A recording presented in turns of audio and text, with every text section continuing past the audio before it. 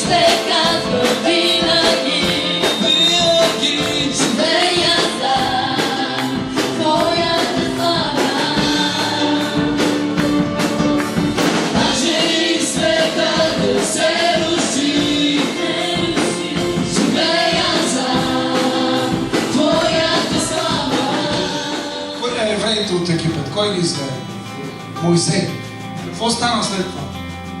Минаха през Червено море. След това къде са?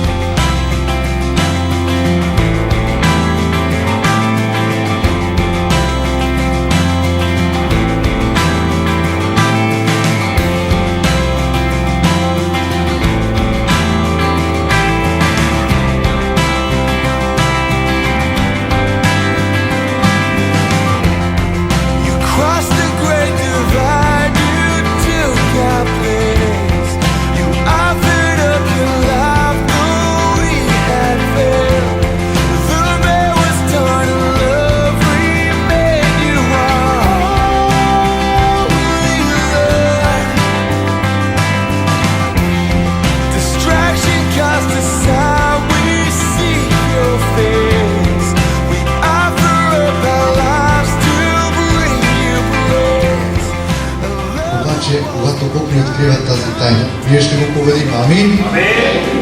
Амин!